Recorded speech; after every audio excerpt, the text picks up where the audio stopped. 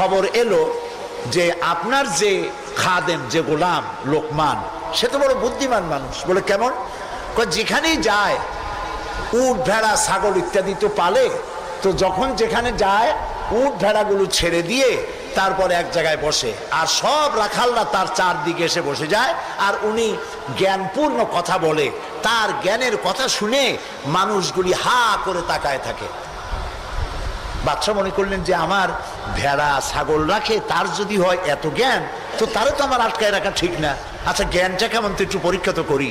একদিন লোকমানকে তিনি ডাকলেন, ডেকে বললেন, লোকমান, তুমি এক কাজ করো, আমার যে ছাগলগুলি তুমি পালতেছো, একটি ছাগলকে জবাহ করে ওর ভিতর থেকে ছাগলের শরীরের সব থেকে উৎকৃষ্ট অংশটা আমার জন্য নিয়ে আসো। হাজরাতে লোকমান একটা ছাগল জবাহ করলেন এবং ছাগলের কলিজা এনে পিরিচে করে ওনার সামনে হাজির করে দিলেন। কয়েকদিন যাওয়ার পর বাদশাহ আবার বললেন, আজকে আরেকটা ছাগল জবাহ করো এবং তার শরীরের নিকৃষ্ট অংশটা আমার সামনে নিয়ে আসো। লোকমান আরেকটা ছাগল জবাহ করলো এবং ওই ছাগলের কলিজাটা পিরিচে করে এনে হাজির করে দিল। বাদশাহ বলল, আমি শুনছিলাম তোমার নাকি অনেক জ্ঞান, এই বুঝি জ্ঞানের পরিচয়? আমি যেদিন চাইলাম, প্রথম বললাম সব থেকে উৎকৃষ্ট জিনিস আনো, তুমি কলিজা নিয়ে আসলা। সব থেকে নিকৃষ্ট জিনিস চাইলাম, তখনও তুমি নিয়ে আসলা কলিজা। তোমার জ্ঞানের পরিচয় তো পাইলাম না। লোকমান বললেন, হযরত লোকমান হাকিম বললেন, জাহাপানা, আপনি আমার মধ্যে জ্ঞানের পরিচয় কি পেয়েছেন পান নাই সেটা বড় কথা না। বড় কথা হলো এই, শুধু মানুষ না, প্রত্যেক প্রাণীর মধ্যেই আল্লাহ তাআলা একটা জিনিস দিয়েছেন। সেই জিনিসটা যদি ভালো হয় তাহলে প্রাণীটা ভালো। অর্থাৎ মানুষের মধ্যে, প্রাণীর মধ্যে ভালো যদি কোনো জিনিস থাকে তার নাম দিল, তার নাম কলিজা। আর খারাপ যদি কোনো জিনিস থাকে তার নাম দিল, তার নাম কলিজা। এখন লক্ষ্য করুন, লোকমান যে কথা বললেন 1000 বছর আগে, নবী করিম সাল্লাল্লাহু আলাইহি সাল্লাম 1000 বছর পরে পৃথিবীতে এসে সেই একই কথাই বললেন। একই কথাই বললেন। রাসূল কি বললেন? আল্লাহর নবী বললেন, ইন্না ফিল জাসাদে মুদগাতান, মানুষের শরীরের মধ্যে এক টুকরা গোশত আছে। গোশত টুকরা ভালো, গোটা শরীর ভালো। গোশত টুকরা খারাপ, গোটা শরীর খারাপ। আলা ওয়াহিয়াল কালব, সেটা হলো হৃৎপিণ্ড, সেটা হলো কলিজা। তাহলে লোকমান যে জ্ঞান পাইছিলেন, যে জ্ঞানের দ্বারা তিনি এই কথা বললেন, সেই জ্ঞানটা কার ছিল? বলেন কার? আর রাসূল যে জ্ঞান পেয়েছিলেন সেই জ্ঞানটা কার? কাজী আল্লাহর পক্ষ থেকে যে জ্ঞান আসে সেই জ্ঞানের কথা একরকম হয়, কিন্তু বুদ্ধিজীবী, দার্শনিক, তাদের কথা এক হয় না। বিজ্ঞানীদের কথাও এক হয় না। বিজ্ঞানের তো একটা থিওরি এরকম আছে যে বিজ্ঞানের কোনো থিওরি ফাইনাল নয়। বুদ্ধিজীবীদের কথাই ধরুন, কার্ল মার্কস বলেছেন মানুষ পেট সর্বস্ব জীব। আলফ্রেড বলেছেন মানুষ সেক্স সর্বস্ব জীব। আবার ডারউইন এসে বললেন, এগুলি তোমরা যা বলো একটাও ঠিক না, মানুষ মোটে মানুষই না। বলে মানুষ কি? মানুষ হলো বান্দর। তো চিন্তাবিদ, বুদ্ধিজীবী, দার্শনিক, তাদের কথায় মিল নাই, নবীদের কথায় মিল আছে না নাই? বলেন, জোরে বলেন, আছে না নাই? আপনি কি এইরকম একজন দুইজন নবীর খবর জানেন? এক নবী বলেছে আল্লাহ এক, আর একজন বলেছেন বেশি হইতে পারে, নাউজুবিল্লাহ। শুনেছেন এরকম? একজন বলেছে মৃত্যুর পরে আরেকটা জীবন আছে, কবর আছে, হাসর আছে, বিচার আছে, সিরাত আছে, মিজান আছে, বেহেশত আছে, দোজখ আছে। আর এক নবী বলছেন নাও থাকতে পারে। এরকম হয়েছে? হয় নাই। আদম আলাইহিস সালাম থেকে মুহাম্মদ সাল্লাল্লাহু আলাইহি সাল্লাম পর্যন্ত সমস্ত নবীদের কথা কয় রকম? স্লোগান কয়টা? সব নবীদের স্লোগান একটি, আর তাদের সবার কথা এক। কারণ তাদের কাছে যে কথা এসেছে একটি অফিস থেকে এসেছে। অফিসটা কার? চিল্লায় বলুন। সমস্ত নবীদের স্লোগান এক ছিল।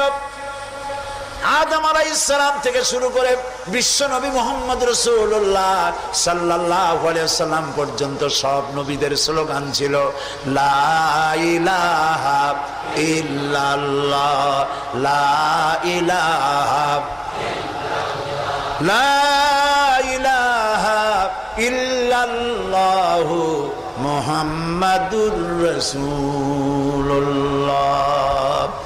সুতরাং দেখা গেল আল্লাহ রাব্বুল আলামিনের থেকে জ্ঞান যারা পায় তাদের কথার মধ্যে কোনো বৈপরীত্য হয় না। হযরতে লোকমান বললেন, এই যে কলিজার কথা, দিল, কালব, হার্ট, এটা ভালো, সব শরীর ভালো। এটা খারাপ, সব খারাপ। মন যদি ভালো হয় হাত ভালো কাজ করবে। বলেন ঠিক কিনা? হাত ওজনে কম দেবে না। মন ভালো, ওজনে কম দেবে না হাত। খাদ্যে ভেজাল দেবে না, জমিনের আইল ঠেলবে না, পরনারী স্পর্শ করবে না। সুবহানাল্লাহ বলেন। আর মন যদি খারাপ হয়, চোখ শুধু খুঁজে বেড়াবে মেয়ে লোক কোথায়, পাও খুঁজে বেড়াবে খারাপ জায়গা কোথায়, হাত খুঁজে বেড়াবে খারাপ জিনিস কোথায়, ঠিক কিনা? মন ভালো, সব ভালো। এই দিল আবার তিন প্রকার হয়। দিল কয় প্রকার? তিন প্রকার। কোরআন থেকে বলছি, দিল তিন প্রকার: সুস্থ দিল, অসুস্থ দিল, মৃত্যু দিল। এই তিন প্রকারের দিল। এখন আসুন অ্যানালাইসিসের মাধ্যমে আমরা দেখি আমাদের কোন দিল। সুস্থ দিল কাকে বলে? আল্লাহ রাব্বুল আলামিন বলেন, আল-ইয়াওমা লা ইয়ানফাউ মালুন ওয়ালা বানুন ইল্লা মান আতাল্লাহা বিকলবিন সালিম। এটি হলো সুস্থ দিল। সেই কিয়ামতের দিনে মাল, ধন, সন্তান, সন্ততি কোনো কাজে আসবে না, শুধু উপকারে আসবে প্রশান্ত আত্মা নিয়ে। কেউ যদি প্রশান্ত কাল্ব নিয়ে কেউ যদি আল্লাহর দরবারে উপস্থিত হয়, সেই দিলটা কাজে লাগবে। এটা হলো সুস্থ দিল। অসুস্থ দিল কোনটা? ফি কুলুবিহিম মারাদুন ফাযাদাহুমুল্লাহু মারাদা। তাদের দিলের মধ্যে ছিল একটি রোগ, সেই রোগকে আল্লাহ আরো বৃদ্ধি করে দিলেন। অসুস্থ দিলের নমুনা কি? ওয়াজ ভালো লাগে, সিনেমাও খারাপ লাগে না, মসজিদও ভালো লাগে, কীর্তনও খারাপ লাগে না। এই যে দুইটা ভালো লাগে, এটি হলো অসুস্থ দিল। এটার নাম কি? আছেন আমাদের সমাজে, কয় যে হুজুর ওয়াজ শুনতে খারাপ লাগে না, কিন্তু গান যখন শুনি তাও মজা লাগে। মসজিদও ভালো লাগে, সিনেমাও খারাপ লাগে না। আছেন এরকম লোক? আছে। এটা কেন? এটা হলো এই জন্য যে ইমানের মধ্যে জং ধরে গেছে। সাপে যদি রাত্রে কামড়ায়, রাতের বেলায় সাপে কামড়াইছে, ওজার কাছে যায় লোকেরা। মোমেন শাহীতে ওজা আছে না? ওজার কাছে যায়, যে বলে সাপে কামড়াইছে। এখন ওজা প্রথমে টেস্ট করবে যে সাপটা বিষধর সাপ না বিষহীন সাপ। সাপ তো দুই রকম আছে। যে সাপে কামড়াইলে তাৎক্ষণিকভাবে লোক মারা যায়, ওই সাপরে মোমেন শাহীতে কি বলে? কি বলে? গোখরো সাপ। আর যেটা দেখতে খুব রং ছং মোটা টোটাও আছে, কিন্তু কামড়াইলে কিছু হয় না, ওইটা কি? জোড়া সাপ। এখন জোড়া সাপ না গোখরো সাপ কামড়াইলো কোনটায় দেখে তো নাই। এটা বোঝার জন্য ওজা করে কি, সাপে দংশিত ব্যক্তির জিহ্বার উপরে লবণ এবং ঝালওয়ালা মরিচ এগুলো দিয়ে দেয় জিহ্বার মধ্যে। যদি সে বলে পানি পানি লাগে, যত মরিচ দেয় তত কয় পানি পানি লাগে, তাহলে বুঝতে হবে বিষধর সাপে দংশন করেছে। আর যদি সে বলে যে ঝাল লাগতেছে, লবণ লাগতেছে, তাহলে বুঝতে হবে যে জোড়া সাপে কি করছে? দংশন করেছে। এটি হলো সাপ যদি বিষধর হয়, তো বিষধর সাপের বিষে সর্বপ্রথম যে কাজটা করে সেটা হলো জিহ্বার স্বাদকে নষ্ট করে দেয়। মানুষের ইমানের জন্য সব থেকে বিষাক্ত সাপ হলো শয়তান। এ যখন মানুষকে ওয়াসওয়াসা দেয়, আর শয়তানের ওয়াসওয়াসা যখন মানুষ পড়ে যায়, তখন তার ইমানের স্বাদ নষ্ট হয়ে যায়। তখন সিনেমাও ভালো লাগে, মসজিদও ভালো লাগে, ওয়াজও ভালো লাগে, গানও ভালো লাগে। এটি হলো অসুস্থ দিল। এবার মৃত্যু দিল কি? মৃত্যু দিল সম্পর্কে আল্লাহ বলছেন, ওয়ালাকাদ যারানা লিজাহান্নামা কাসীরাম মিনাল জিন্নি ওয়াল ইনস লাহুম কুলুবুন লা ইয়াফকাহুনা বিহা। মানুষ আর জিনদের মধ্যে আল্লাহ তাআলা বলেন, আমি এক শ্রেণীর রেডিমেড জাহান্নামী তৈরি হয়েই আছে মানুষ এবং জিনের মধ্যে। ওরা কারা? লক্ষ্য করুন, মৃত্যু দিল কাদের? লাহুম কুলুবুন লা ইয়াফকাহুনা বিহা। যাদেরকে আমি হৃৎপিণ্ড দিয়েছি, বিবেক দিয়েছি, সব বোঝে, আমারে বোঝে না। আছেন এরকম কিছু বুদ্ধিজীবী? বলেন আছে না? কবি আছেন এমন কিছু, সাহিত্যিক আছেন এমন কিছু। নারীর সৌন্দর্য, নারীর রূপের সৌন্দর্যের ব্যাপারে কবিতা লিখতে লিখতে কলমের কালি শেষ হয়ে যায়, কিন্তু এই সৌন্দর্য কে দিলেন তার চিনতেই পারল না। ফুলের ব্যাপারে গান লেখে, কবিতা লেখে, ফুলের রং, ফুলের গন্ধ। প্রজাপতি, প্রজাপতি কে এত সুন্দর করে, কোন শিল্পী তোমার ডানায় এত সুন্দর রং দিল, তার গান তৈরি করে, কিন্তু প্রজাপতির রং কে দিল আরে খুঁজে পায় না। তারপরে বলে কি, বলে যে সব বুঝেছি, শান্তিনিকেতন গিয়া পড়ে শুনিয়া সাহিত্যের উপরে ডক্টরেট ডিগ্রি নিয়া কয় সব বুঝেছি। বলে বাবা কি বুঝেছো? কয় দেয়ার ইজ নো গড। সারা জীবন বসে বুঝলো যে প্রভু বলতে কেউ নাই, আল্লাহ বলতে কেউ নাই। বলে নাউযুবিল্লাহ, লাহুম কুলুবুন লা ইয়াফকাহুনা বিহা, সব বোঝে কিন্তু আল্লাহরে চেনে না। নিজের শরীরটা দেখে, আল্লাহরে খুঁজে পায় না। আরে তুমি তো তোমার শরীরটা দিয়েই আল্লাহরে চিনতে পারো, সুবহানাল্লাহ বলে। শরীরটা দিয়ে আল্লাহরে চেনা যায়। এই যে দুটো চোখ, এই চোখ দিয়ে সব সময় আমরা নেগেটিভ দেখি, সব সময় প্রতিটি চিত্র, প্রতিটি মুহূর্তে নেগেটিভকে পজিটিভ করে দেখায় কে? কে দেখায়? সুবহানাল্লাহ। এত সুন্দর দুটি চোখ আল্লাহ দিলেন, চোখের মধ্যে আল্লাহ আবার পানি দিয়ে দিলেন। পানি মানে কান্নার পানি না, এমনি চোখে পানি আছে। আপনি চোখে পলক মারেন, পলক মারেন না? কথা না বললে বুঝি কি? এই যে পলক মারেন, এটা কি ইচ্ছে করে মারেন না অটোমেটিক হয়? অটোমেটিক হয়। ইচ্ছে করে মারলে ভটর ভটর করতো। আপনি নিজের অজান্তেই চোখগুলি পলক মারে কেন? আল্লাহ রাব্বুল আলামিন মানুষের কল্যাণের জন্য এমন অটোমেটিক ব্যবস্থা করে তিনি রেখে দিয়েছেন। শহরে বন্দরে গ্রামে নগরে গঞ্জে বাতাসের ভিতরে পলিউশন আছে, রোগের জার্ম আছে, বাতাসের ভিতরে উড়ে বেড়ায়, অনবরত চোখের ভিতরে প্রবেশ করে চোখ নষ্ট করে দিতে পারে। এই জন্য রব্বুল আলামিন চোখের ভিতরে পানি ধরনের এক রকম মেডিসিন রেখে দিয়েছেন। প্রতি মুহূর্তে চোখ পলক মেরে মেরে চোখকে আল্লাহ তাআলা ক্লিন করে দিতেছেন। শরীরের ভিতরে একটা শরীর দিয়ে আল্লাহকে চেনার জন্য যথেষ্ট। এই শরীরে আল্লাহ অসংখ্য রগ রেশা দিয়েছেন। মাথা থেকে শুরু করে পা পর্যন্ত যতগুলি নার্ভ আছে, সবগুলি নার্ভ ছিঁড়ে ছিঁড়ে যদি জোড়া লাগানো যায়, পুরা পৃথিবী একবার ঘুরে আসা যাবে। সুবহানাল্লাহ করতে ইচ্ছা করে না?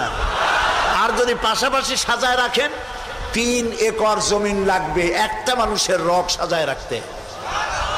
এই রগগুলি দিয়ে আপনি আমি যা খাই, এটাকে বলা হয় কার্বোহাইড্রেট। চাউল চাউল জাতীয় খাদ্য, আটা আটা জাতীয় খাদ্য, চিনি চিনি জাতীয় খাদ্য, আর ডাল ডাল জাতীয় খাদ্য। এই 4 প্রকারের খাদ্য হলো কার্বোহাইড্রেট। এগুলি মানুষে খাইলে পরে শরীরের ভিতরে এর থেকে রক্ত হয়, এর থেকে পেশাব পায়খানা হয়ে বর্জ্য বেরিয়ে যায়। আর যেটা রক্ত হয়, সেই রক্তটাকে গোটা শরীরে প্রবাহিত করে শরীরটাকে আল্লাহ উষ্ণ রাখেন। সেজন্য এত রগ রেশা দিয়েছেন।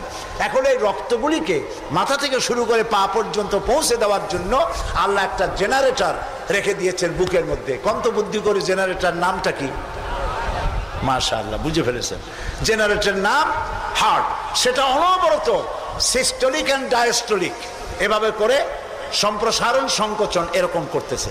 চিকিৎসা বিজ্ঞানীরা বলেছেন মানুষকে মাথা থেকে শুরু করে কাটাকাটি করে সব বুঝেছি, কিন্তু হার্ট এরকম এরকম করে কেন, এর উৎস আজ পর্যন্ত পৃথিবী খুঁজে পায় নাই। এটি এভাবে করে করে রক্ত ছড়িয়ে দিচ্ছে। এখন দেখেন আল্লাহর খোঁজার ব্যবস্থা। মানুষ খাইয়া খাইয়া তারপরে হার্টের মধ্যে চর্বি গিয়ে জমে। হার্টের মধ্যে যে করোনারি আর্টারির মধ্যে গিয়ে চর্বি জমতে লাগলো। হঠাৎ করে রক্ত প্রবাহ যখন বন্ধ হতে থাকে, আর চলতে পারে না, তখন অ্যানজাইনা হয়, হার্টে বেদনা শুরু হয়। এই বেদনা শুরু হলে তাড়াতাড়ি ডাক্তার এনজিওগ্রাম করে তারপর দেখে কতটা নষ্ট হয়েছে। ওইটাকে যদি প্রয়োজন হয় রগ বদলাবার, তখন তাকে বাইপাস করা হয়। বাইপাস করে নতুন রগ লাগাতে হবে। এখন বলেন এই নতুন রগ কোথায়? গরুর রগ লাগাইলে হবে? বলেন, ছাগলের রগ?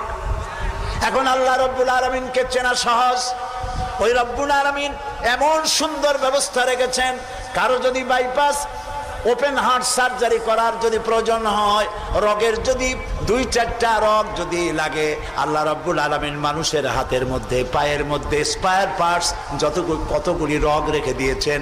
ডাক্তারেরা পা থেকে হাত থেকে সেই রগগুলি নিয়ে হার্টের ভিতরে ওই রগ লাগিয়ে দিয়ে নতুনভাবে আবার রক্ত সঞ্চালনের ব্যবস্থা করে দেয়। যালিকুমুল্লাহু রাব্বুকুম, এই হচ্ছে তোমাদের রব। সুবহানাল্লাহ বলেন।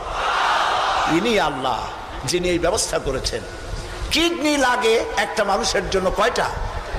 না না, 2টা লাগে না, কিডনি লাগে একটা, কিন্তু আল্লাহ তাআলা দিয়েছেন কয়টা? 2টা। একটা যদি অকেজো হয়ে যায় তো আরেকটা দিয়ে যেন কাজ হয়। লক্ষ্য করুন, আপনার মেমোরি, আপনার মগজ, আপনার ব্রেন, যে ব্রেনটা, যে মগজটা মাথার মধ্যে আছে, এই মগজের মধ্যে রয়েছে অসংখ্য সেল, কোষ, CELL, অসংখ্য কোষ। মেমোরি কোষ, বুদ্ধির কোষ, শোকের কোষ, সুখের কোষ, অনুভূতির কোষ, মানে আপনার জন্য, এরপরে ডাটা ইনফরমেশন রক্ষা করার জন্য কোষ। অনেকগুলি সেল আছে। মেমোরি সেল যেটা আছে মগজের মধ্যে, সারা পৃথিবীর সকল ডাটা, সকল ইনফরমেশন, সকল তথ্য যদি আপনার মেমোরিতে আপনি ঢুকান, এই মেমোরি সেলে এত জায়গা, পৃথিবীর সব ডাটা ঢুকাবার পরেও 100 ভাগের 1 ভাগ জায়গা ভরবে না। দেখুন অবস্থা। আপনি বসে আছেন চেয়ারে, অফিসে কাজ করছেন, হঠাৎ করে অনুভব করলেন কে যেন জামা গেঞ্জি ফুটো করে আপনার পিঠের মধ্যে নিডেল ঢুকাই দিছে। কে দিল? কে দিল? ও, তাও তো বুঝে ফেলেছেন, মশা। জামা কাপড় সুদ্ধা নিডেল ঢুকাই দিছে, আপনি কিন্তু টের পাইছেন না? টের পান নাই? টের পেয়েছেন কিনা?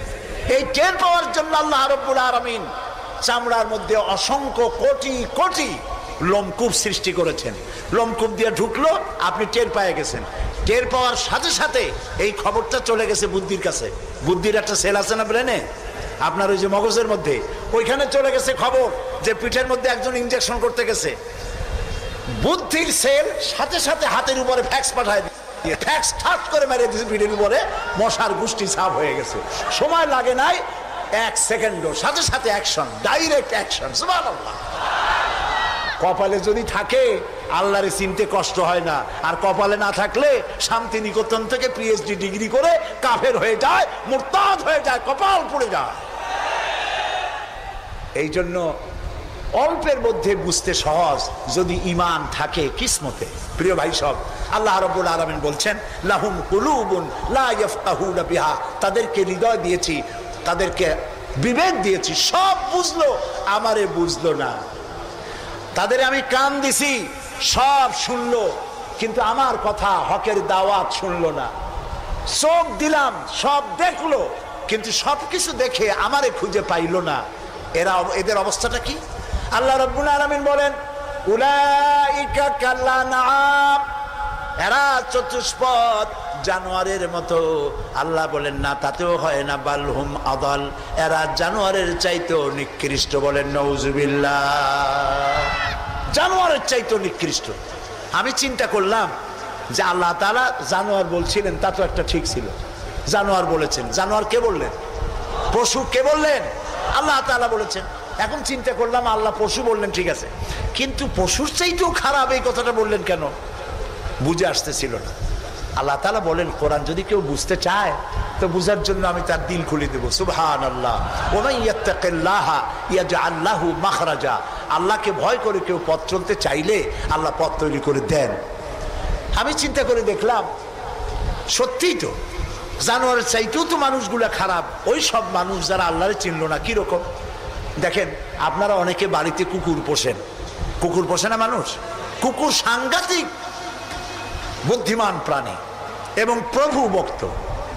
লন্ডনে তো বহুত কুকুর আছে যারা স্কটল্যান্ড ইয়ার্ড বাহিনীতে চাকরি করে, ভালো ভালো চাকরি করে, ইন্সপেক্টরও আছে, হ্যাঁ, কর্নেল আছে, মেজর আছে, ইন্সপেক্টর আছে। অবশ্য কুত্তায় জানে যে সে মেজর বা কর্নেল। এবং এরা দারুণ হুকুম পালন করে। চোরের ছবিটা দেখায় দেবে আর তার ব্যবহৃত কাপড়টা শুকায় দেবে, বাস, শেষ কাজ। যেখানে পাবে সেখানে ধরবে। $1 কোটি বা পাউন্ডও যদি দেয়, কুত্তায় ছাড়বে না। সাংঘাতিক অফিসারেরা। কথা বুঝতে পেরেছেন তো? অনেকে কুত্তা পোষে। এখন কুত্তা পুষেছে, মাহফিল আসছে একটা লোক, রাত 2:30, 2টা বা 11টার সময় বাড়ি ফিরেছে। কুত্তা টের পাইছে, অন্ধকার রাত, কে যেন আসতেছে। কুত্তা তার ভাষায় বলেছে হল্ট। এখন বাড়িওয়ালা বলছে এই ডব্লু, আদর করে নাম রাখছে কুত্তার ডব্লু। একটা ধমক দিল, কুত্তায় গলার আওয়াজ শুনে বুঝে ফেলেছে। কিন্তু কুত্তায় গলার আওয়াজ বোঝে না।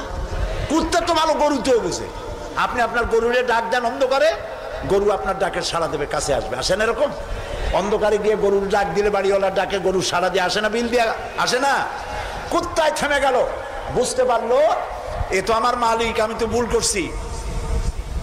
যখন মালিক কাছে আসলো, কুত্তায় লেজ লড়াইয়া গাছ সাথে মিশে মিশে লেজ লড়াইতে লাগলো। তার ভাষায় সে বলতে লাগলো, আই এম এক্সট্রিমলি সরি।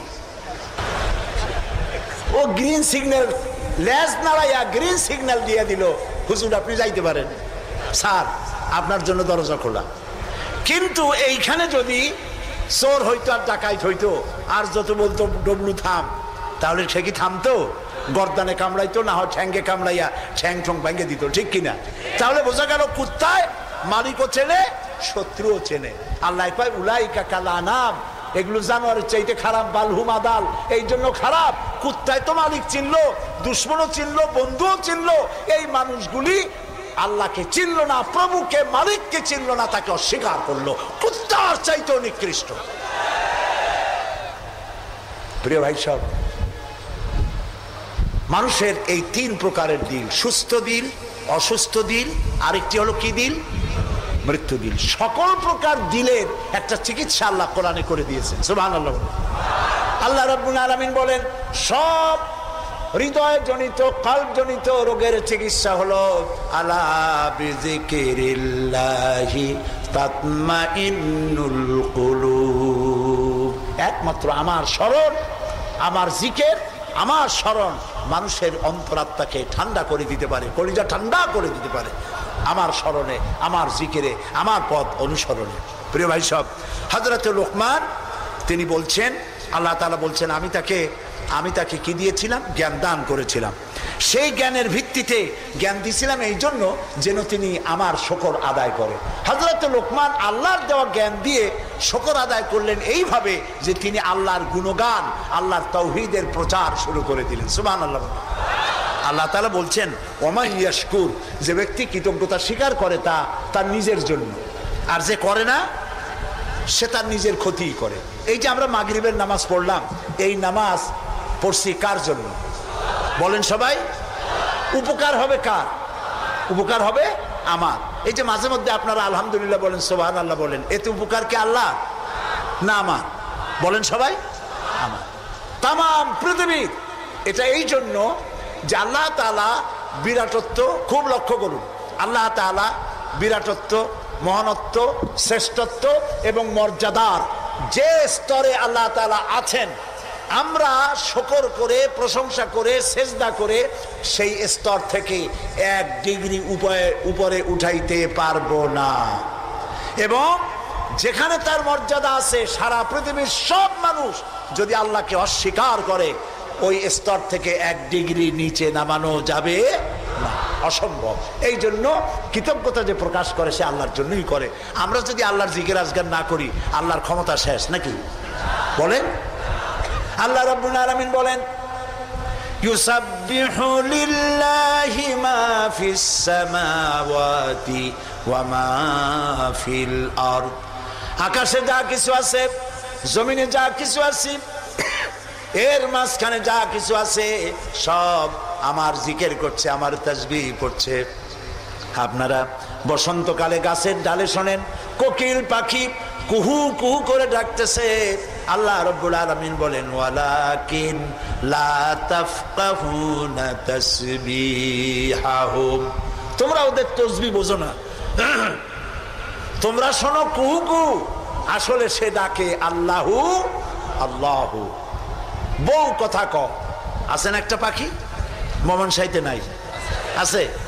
ছোটবেলা থেকে শুনতেছি বউ কথা কও, বউ কথা কও। ওর বউ এত অভিমান করলো কেন? কথা মোটে কয়ই না। আসলে বউ কথা কও আমরা শুনি, আর আল্লাহ বলছেন ওয়ালাকিন লা তাফকাহুনা তাসবিহাহুম, ওরা আমার জিকির করছে, তোমরা বোঝো না। মানুষও বুঝবে কেন? মানুষ তো আন্দাজে যা শোনে, শব্দের সাথে আপনি যা মিলাবেন তাই কিন্তু হয় ভাই। যেমন ট্রেন ছাড়ছে, ট্রেন যখন ছাড়লো তো প্রাথমিক আওয়াজ শোনা যায় যাচ্ছি যাব, যাচ্ছি যাব। যখন জোরে চলে তখন শোনা যায় যাচ্ছি যাব, যাচ্ছি যাব, এরকম শোনা যায়, ঠিক না? শব্দের সাথে এরকম যা মিলাবেন তাই হবে। এক ব্রিটিশ নাগরিক নাকি আসছিল বাংলাদেশে, আসে দেখে জমিনে চাষ করতেছে এক লোক দুপুরবেলা। তো তারে গিয়ে ব্রিটিশ জিজ্ঞেস করতেছে, ব্রিটিশ নাগরিক জিজ্ঞেস করতেছে, ইংলিশ বেটা, হাউ ডু ইউ ডু? তো কৃষক বলতেছে আমার বুঝি খাইয়ে খেয়ে কাম নেই, এখন তোমার সাথে আমি এই চার ছাড়িয়ে দিয়ে হাডুডু খেলবো, এটা কথা হইলো নাকি? মানে শব্দের সাথে মানুষ যা মিলাইতে চায় তাই মেলে। আল্লাহ তাআলা বলছেন তোমরা যা শুনতে পাও, পাখিগুলি তার কলকাকলিতে, বাতাস তার শনশন রবে, নদীগুলি তার কুলুকুলু নাদে, পাতাগুলি তার মর্মর শব্দে, যত আওয়াজ শুনতে পাও এগুলি সব নিছক আওয়াজ নয়, সবগুলির ভিতর থেকে আমার জিকির, আমার তাসবিহ হতেছে আল্লাহু আল্লাহু আল্লাহু আল্লাহু। হযরতে লোকমান বলেন, আল্লাহ তাআলা শোনাচ্ছেন লোকমানের কথা, وَإِذْ قَالَ لُقْمَانُ لِابْنِهِ وَهُوَ يَعِظُهُ يَا بُنَيَّ لَا تُشْرِكْ بِاللَّهِ। স্মরণ করো সেই সময়ের কথা যখন লোকমান তার ছেলেকে ডেকে বলছেন ইয়া বুনাইয়া, হে আমার কলিজার টুকরা সন্তান। আপনারা কি শুনতেছেন? আমার সাথে থাকো, তাহলে বুঝতে সুবিধা হবে। হযরতে লোকমান বলছেন ইয়া বুনাইয়া, ও আমার কলিজার টুকরা সন্তান। ওলামারা জানেন যে এখানে হওয়া উচিত ছিল ইয়া এবনি, ইয়া এবনি, ও আমার ছেলে, কিন্তু আল্লাহ তাআলা শোনাচ্ছেন লোকমান ডেকে বলেছি ইয়া বুনাইয়া, আমার ছেলে, ওইভাবে না বলে তিনি বললেন কি ইয়া বুনাইয়া। বুনাইয়া মানে কি? বুনাইয়া শব্দ এটা হলো তাসগীর করা হয়েছে। এটা বলা হলো হে আমার কলিজার টুকরা, নয়নের পুতুলি, বাবা ধন, সোনামণি। সুবহানাল্লাহ বলেন। দাওয়াতের এটি হলো টেকনিক। আপনি যখন ইসলামের দাওয়াত দিবেন তখন আপনাকে দাওয়াত দিতে হবে মিষ্টি ভাবে। আল্লাহ শিখাই দিয়েছেন উদউ ইলা সাবিল রাব্বিকা বিল হিকমাতি ওয়াল মাউইজাতিল হাসানা, উত্তম ভাবে মিষ্টি করে সুন্দর করে বৈজ্ঞানিক পন্থায় সুন্দর সুন্দর কথা দিয়া মানুষকে আমার পথে ডাকো। আল্লাহ তাআলা বলছেন সুবহানাল্লাহ। এই জন্য আপনি মেজাজ খারাপ করলে পারবেন না। যে চোরের কাশি রোগ হয় আর যে পীরের মেজাজ খারাপ, এ দুইজন ব্যবসায় ভালো করতে পারবে না। পীরের যদি মেজাজ খারাপ বেশি হয় মুরিদ একটাও পাবে না, আর যদি চোরের কাশি রোগ হয় চুরি করতে গিয়ে পিটান খাওয়া ছাড়া পথ নেই। তো আপনি দিনের দাওয়াত দিবেন, আপনার মেজাজ ভালো হইতে হবে, দাওয়াত দিবেন মিষ্টি করে। রাসূলুল্লাহর কথাটাই দেখেন, আগেই কোন সুবহানাল্লাহ। আল্লাহ রাব্বুল আলামিন বলেন ফাবিমা রাহমাতিম মিনাল্লাহি লিনতা লাহুম ওয়ালাউ কুনতা ফাজ্জাল গালিদাল কলবি লানফাদ্দু মিন হাওলিক। হে রাসূল, হে রাসূল, আপনার প্রতি আল্লাহর করুণা হচ্ছে এই যে আল্লাহ তাআলা আপনার দিলটাকে নরম করে দিয়েছেন। সুবহানাল্লাহ। আপনার কাছে যেই আসে সিমেন্টেড হয়ে যায়, কেউ ছিটকে পড়ে না আপনার ব্যবহারের কারণে। রাসূলের ব্যবহার, সুবহানাল্লাহ বলে, সুবহানাল্লাহ। কি ব্যবহার! মসজিদে নববীতে এক বদবী এসে পেশাব করেছে মসজিদে নববীর মধ্যে।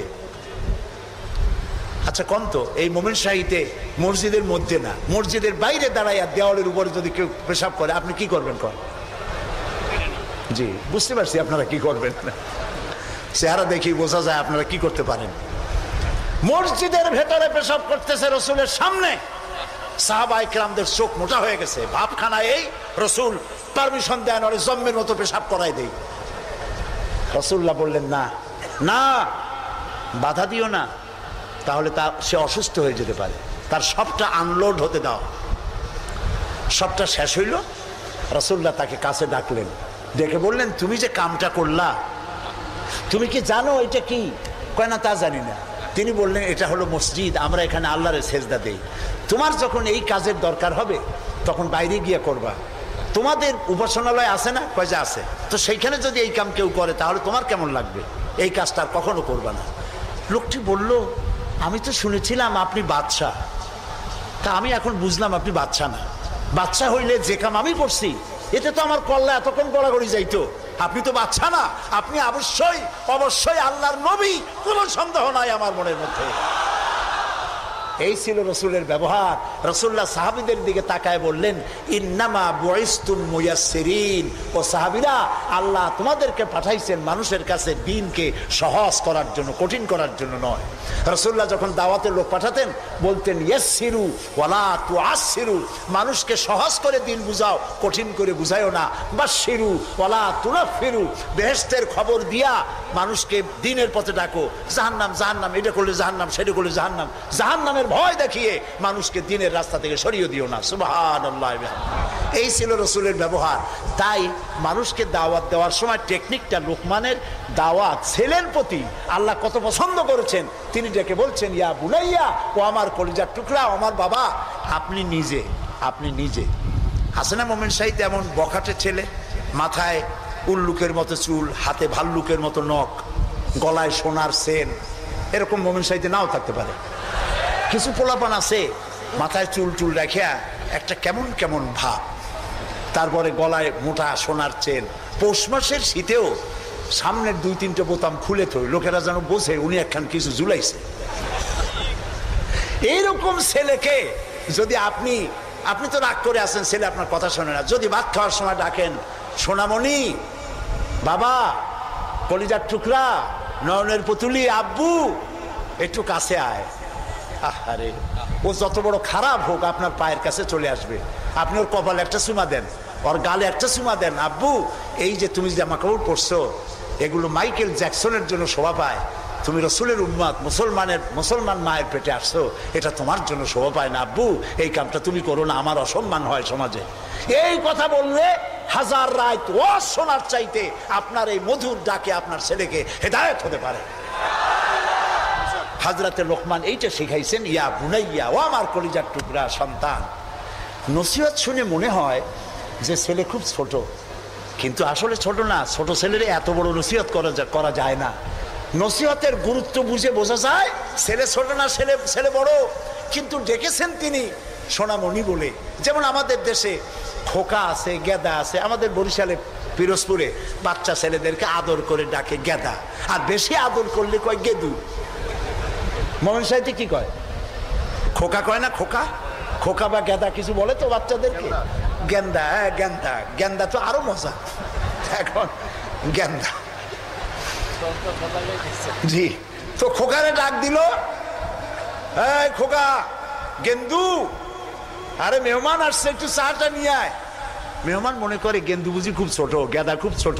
গেদা যখন চা নিয়ে আসলো, দেখা গেল গেদা শুধু ছোটই না, শুধু নিজে গেদা না, কয়েক গেদার বাপও। হযরতে লোকমান ছেলেকে আবেগ ভরা মন দিয়ে ডাকতেছেন, ইয়া বুনাইয়া, ও আমার কলিজার টুকরা সন্তান, শোনো, লা তুশরিক বিল্লাহ, আল্লাহর সাথে কাউকে শরীক স্থাপন করো না। জোরে বলেন সুবহানাল্লাহ। প্রথম দাওয়াত। আমার উচিত ছিল আমার সন্তানকে এই কথা শেখানো যায়, আল্লাহর সাথে শরীক করবা না। ইন্না শিরকা লা যুলমুন আযীম, শিরক হচ্ছে মস্ত বড় জুলম। কে বলেছেন? জুলুম কারে বলে? ওলামারা বুঝবেন। জুলম বলা হয় ওয়াদউশ শাই ফি গায়রি মুহাল্লি, যেখানে যে জিনিস রাখার নয় সেইখানে সেই জিনিস রাখার নাম জুলম। যেমন এই টুপি রাখার জায়গা কোথায়? মাথায়। যদি হাঁটুর উপরে থুই তাহলে টুপির উপরে কি করা হলো? জুলুম করা হলো।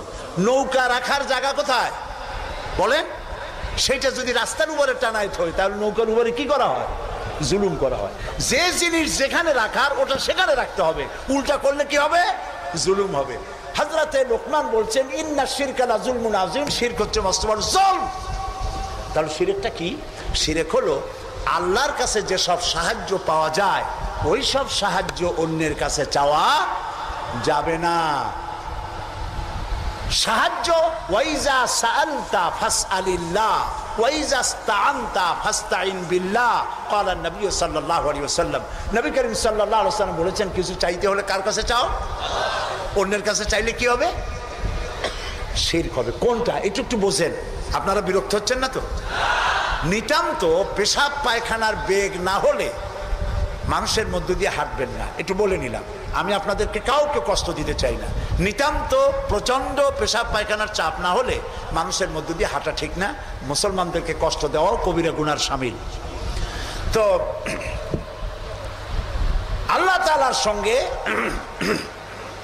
চাইলে পরে চাওয়াটাই শিরক নয়। যেমন আমার ঘরে অনেক সময় মেহমান আসে, আমার ঘরে চা বানাবো, চিনি নেই, তখন আমার ঘরের কাজের লোককে বলা হয় দোতলায় যাও বা তিনতলায় যাও, একটু চা, একটুখানি চায়ের পাতা বা একটুখানি চিনি চায়ে নিয়ে আসো। এটা কিন্তু শিরক না।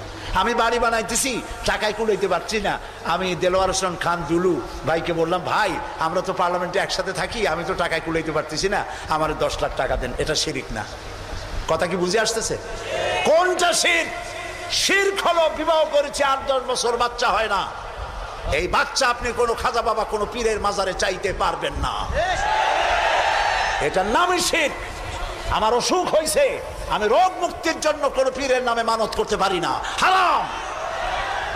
মানুষের নামে মরা পীর অথবা জীবিত পীর, কোন পীরের নামে মানত এবং তার কাছে আশা পূরণের জন্য যাওয়া জায়েজ নাই, হারাম, হারাম এবং হারাম।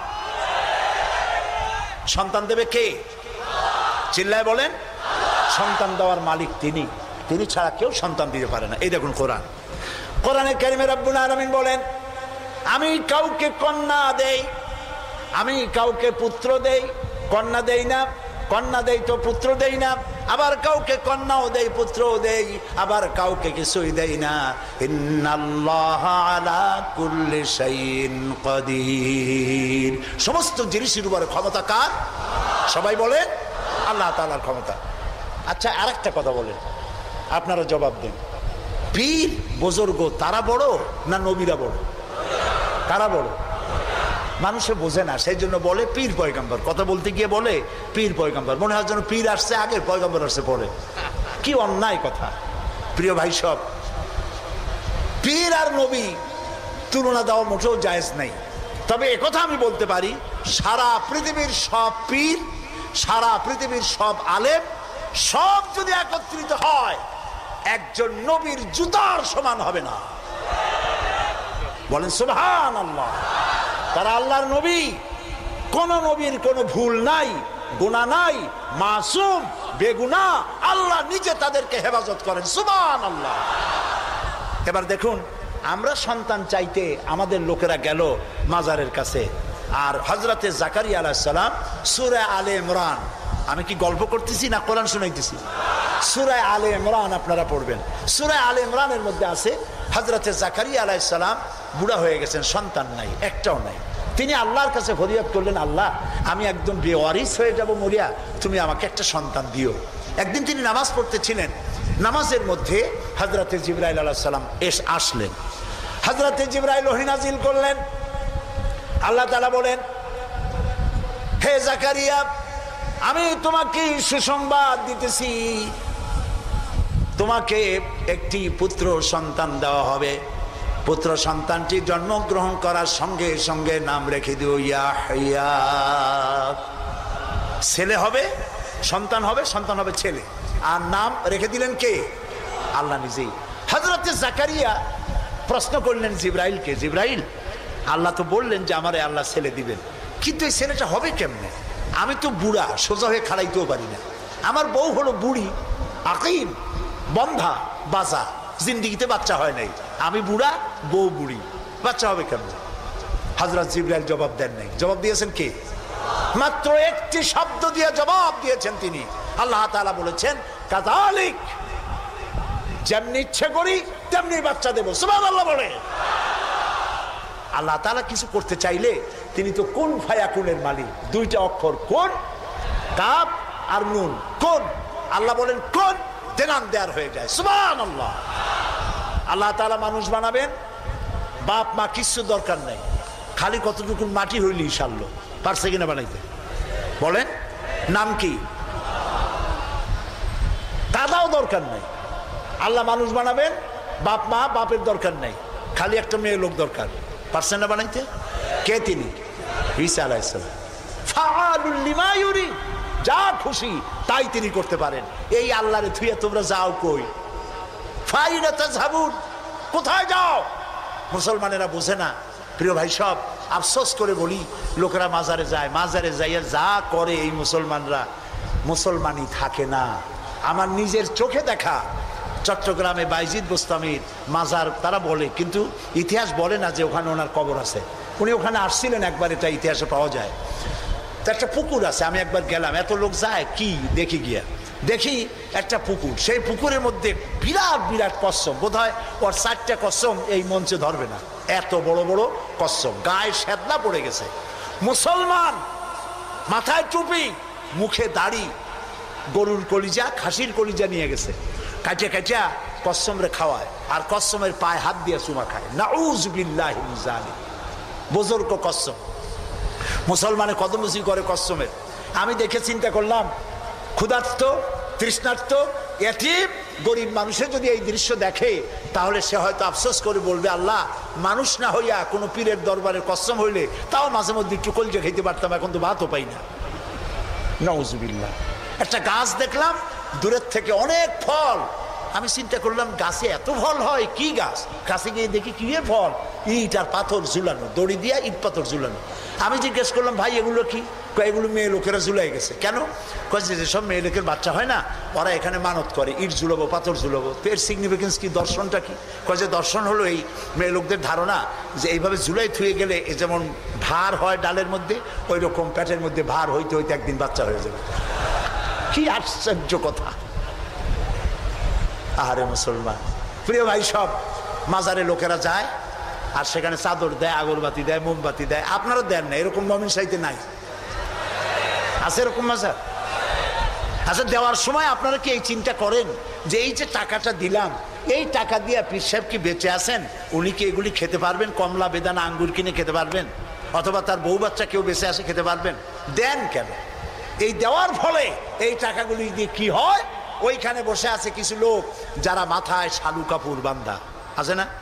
শালু কাপড় বাঁধা, লোহার শিকল পরা, দাড়িতে জট, মাথায় জট, গায়ে সালার চট, মোষ আর দাড়ি দিয়া ঢাকা। আমি অনেক সময় তাকায় দেখছি, হাসে না কান্দে বোঝার কোন উপায় নেই। নাউজুবিল্লাহি মিন যালিক। একটারে দেখি ওইখানে বসে গাঁজা খাইয়া কি জানি দূরের থেকে তাকায় দেখছি, ছাত্র জীবনে এরভাবে কি জানি ডলে হাতে, এরকম ডলিয়া তারপরে কলকিতে ভরে দিল টান, চোখ বড় হয়, এরকম ক্রমান্বয়ে চোখ বড় হইতে থাকে। আরে এরপরে কি জানি এরকম একটা কান্দের উপর, নাম জানি না আমি, কান্দের উপর থেকে এভাবে ঘষে আর বলে, মদিনা যাব কেমন মদিনা। আমি বলি, তুই শয়তান, তুই মদিনা যাবি কেমনে? এত গাঁজা খাইয়া তুই যাবি মদিনা? এটা কি সম্ভবপর কথা? প্রিয় ভাই, সব কবরে যদি আগরবাতি, মোমবাতি আর চাদর দেওয়া জায়েজ হতো, জান্নাতুল বাকিতে 10,000 সাহাবীদের মাজার আছে। সুবহানাল্লাহ। হযরতে ওসমান রাদিয়াল্লাহু তাআলা আনহু শুয়ে আছেন জান্নাতুল বাকিতে। হযরতে আয়েশা আমাদের মা রাদিয়াল্লাহু তাআলা আনহা শুয়ে আছেন জান্নাতুল বাকিতে, উন্মুক্ত আকাশের নিচে। আহারে হযরতে আব্দুল্লাহ ইবনে মাসউদ রাদিয়াল্লাহু তাআলা আনহু, হযরতে আব্দুল্লাহ ইবনে মাসউদ দেখতে খুব খাটো খোটো ছিলেন, পা ছিল একেবারে ছোট। একদিন হাদিসে এসছে, একদিন তিনি খেজুর গাছে উঠতেছিলেন, নিচে সাহাবীরা দাঁড়ানো, এরপরে তার পাও দেখে ওনারা হাসতেছিলেন, এত ছোট পা, হাসতেছিলেন। রাসূলুল্লাহ বললেন, সাহাবীরা, আব্দুল্লাহর পা দেখে হাসতেছো? কিয়ামতের দিন আব্দুল্লাহর পা যদি এক পাল্লায় রাখা হয় আর ওহদ পাহাড়টা যদি আর এক পাল্লায় রাখা হয়, ওহদ পাহাড় তার পায়ের সমান হবে না। এই হযরতে আব্দুল্লাহ ইবনে মাসউদ রাদিয়াল্লাহু তাআলা আনহু শুয়ে আছেন জান্নাতুল বাকিতে, চাদর নাই, আগরবাতি নাই, মোমবাতি নাই, কিচ্ছু নাই।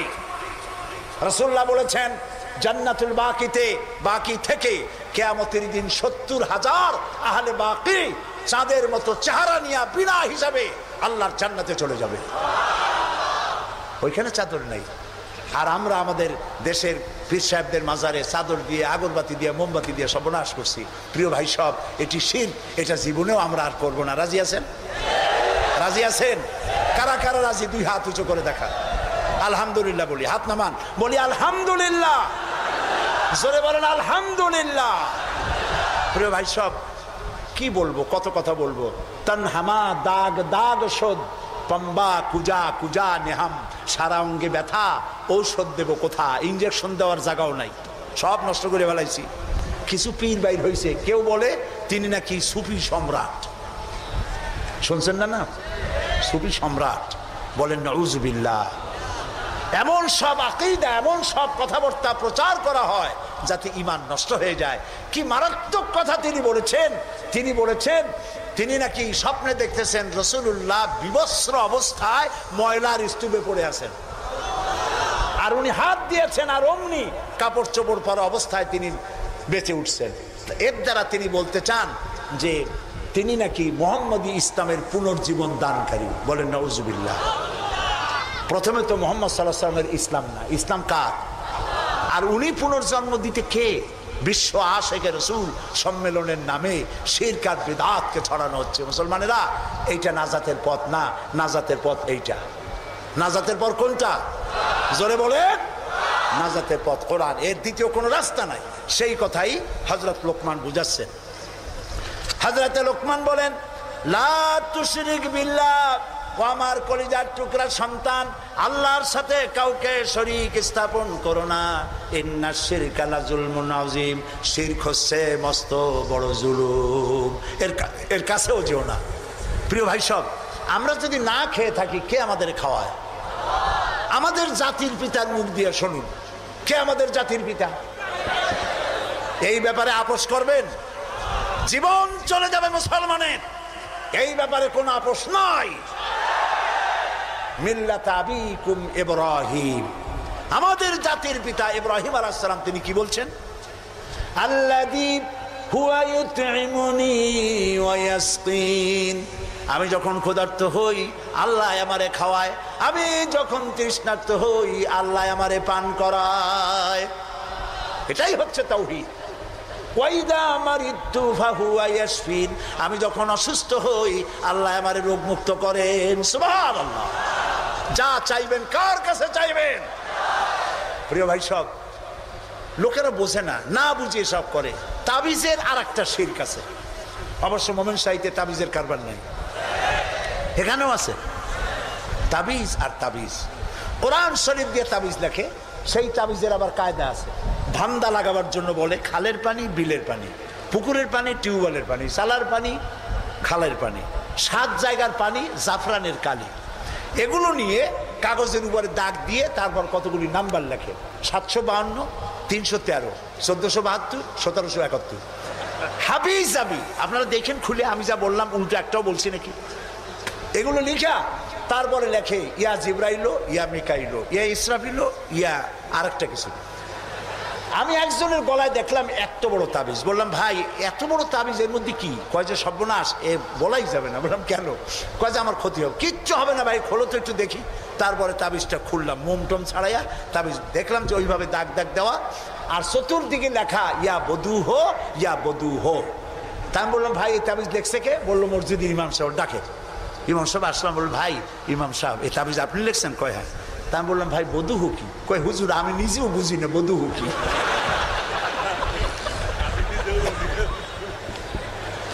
এখানে ওলামায়ে কেরাম আছেন, তারা হয়তো জানতে পারেন, আমি আমার বিদ্যা যতটুকু না, আমি বধু হোসিন নেই কি জিনিস। এই সব তাবিজ লিখে লিখে গলায় ঝুলানো হচ্ছে।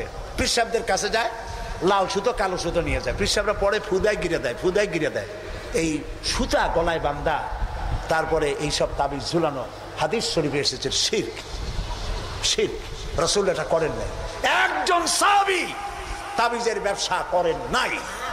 ঝাড়ফুঁক করেছেন, ঝাড়ফুঁক করা জায়েজ আছে, রাসূলুল্লাহ করেছেন, সাহাবায়ে কেরাম করেছেন। ঝাড়ফুঁকের জন্য কোরআনের মধ্যে 2টা সূরা শুধু ঝাড়ফুঁকের জন্যই আল্লাহ নাজিল করেছেন, একটা সূরা ফালাক আর একটা সূরা নাস। সুবহানাল্লাহ বলেন।